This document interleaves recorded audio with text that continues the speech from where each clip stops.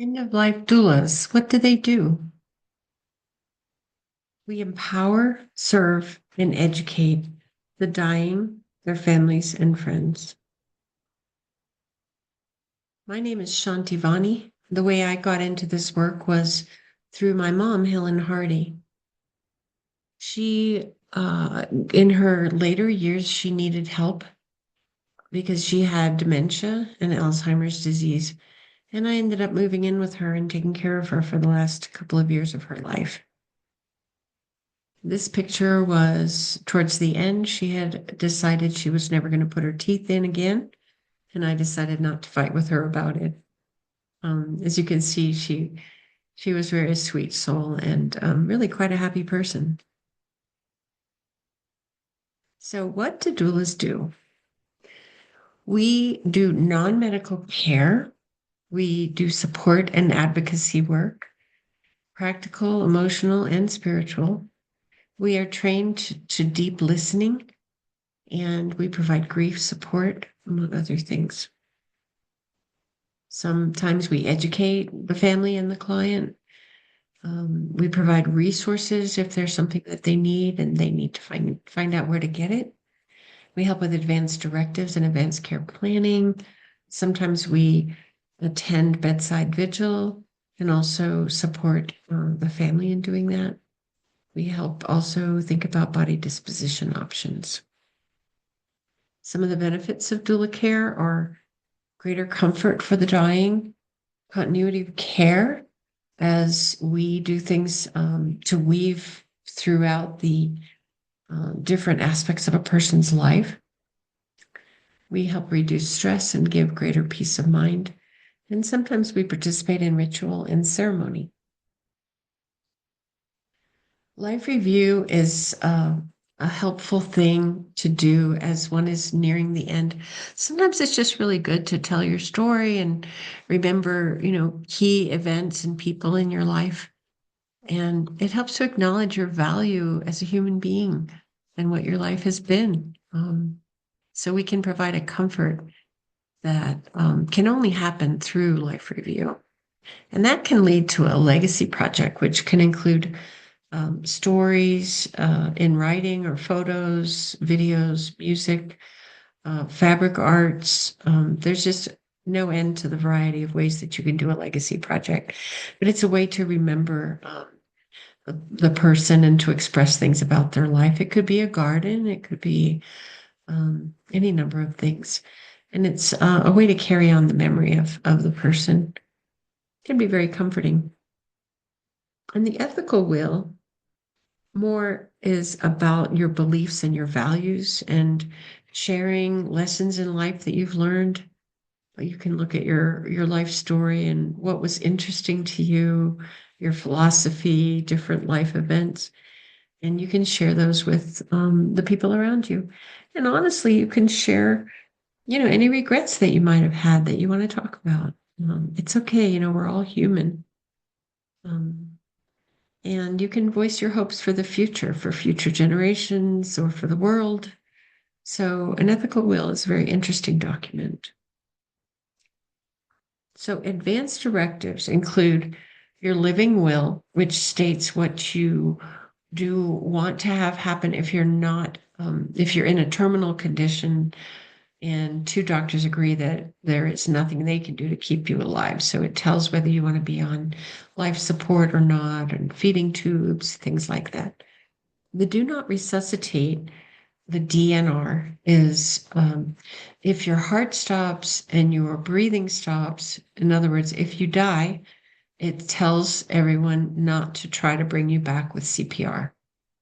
And that paper has to be known about, it has to be available. A lot of people put it on their refrigerator so that if anything happens, they'll know that you do not wish to be resuscitated.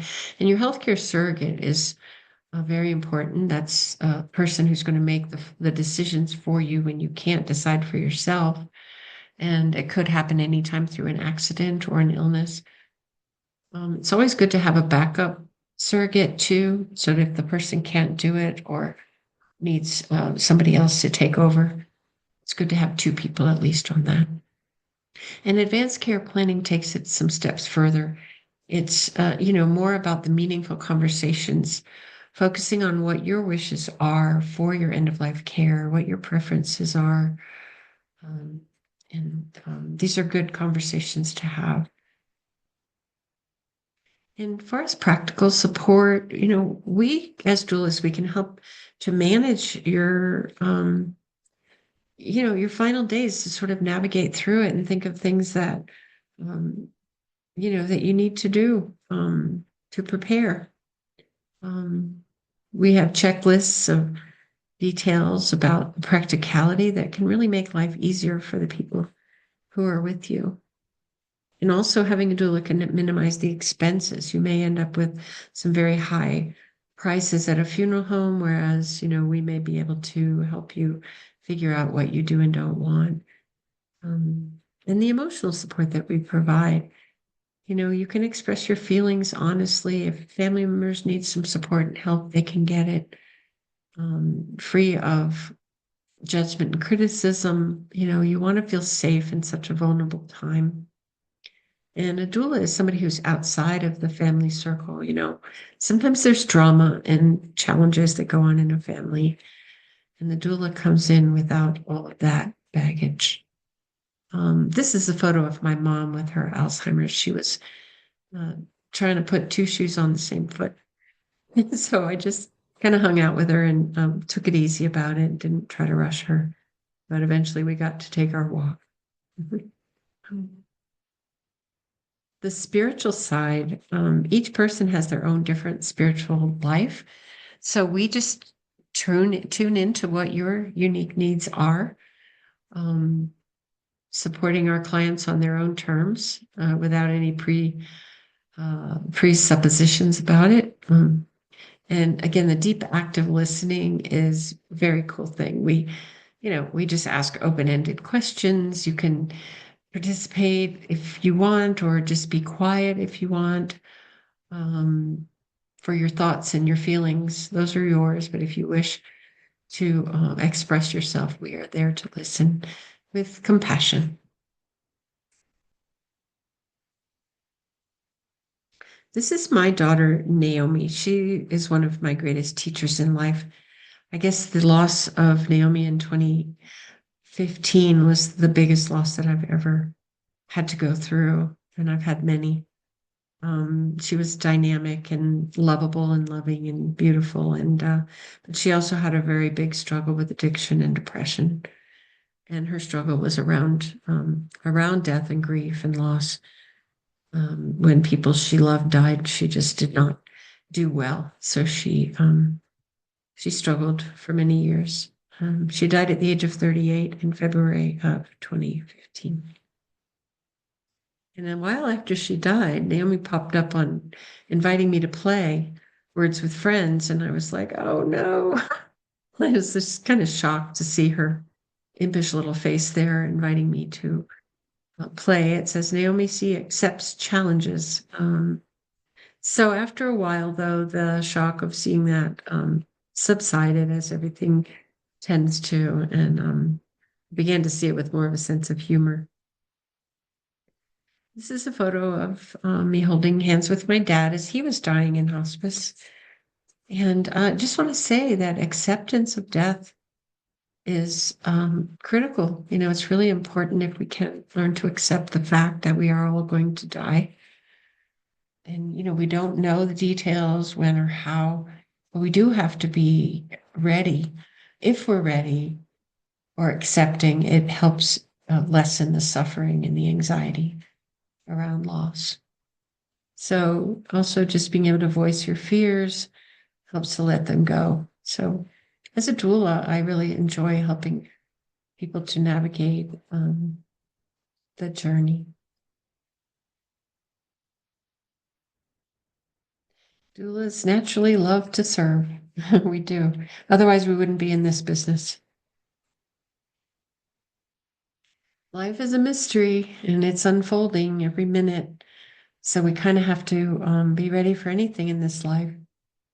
Who knows where we're going to fly off to next, right? But living a good life and doing the best we can to be kind and caring with one another. That's going to help us on a good journey. Oh, yes, this is Prairie Creek Conservation Cemetery in Gainesville, Florida.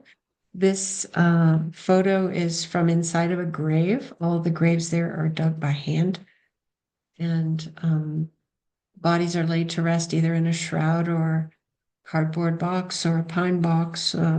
But there are no chemicals and no foreign materials allowed in that cemetery. So it's a beautiful way to connect with Mother Earth. I have plans, my husband and I have plans to be buried there. And it's a great gift that we have that in our area. This is a green burial at Prairie Creek that I participated in 2025. And I officiated at this service. And this is where we're putting the body down into the ground with very carefully and gingerly with ropes. They have a really good system there. And that's the presentation. My name's Shanti Vani. My business is transforming grief. I'm a grief specialist and an end-of-life doula. So grief became my niche through various life experiences that I had. I love to serve groups with classes and support groups and meetings, community meetings. Also, I serve individuals either on the spur of the moment or weekly, whatever the needs are. I work in Zoom and in person. My email is goodgriefwoman@gmail.com. And my website is shantivani.com. My number is 352-225-1385. You can text or call me. And my tag is Good Grief Woman. That's my Facebook name as well. I'm also a founding member and the president of the Florida End-of-Life Doula Alliance. As of now is 2025. We're a nonprofit 501c3 organization, and as far as we know, we're the first such organization statewide in the United States. Our website is fielded.org, where we have a doula directory and a variety of informational resources. We're on Facebook, Instagram, and YouTube as well. And this picture kind of says it all. We're here to watch over one another and care for one another and enjoy this beautiful planet together, make the world a safe, good place. And I just want to appreciate everyone for listening and thank you for being here.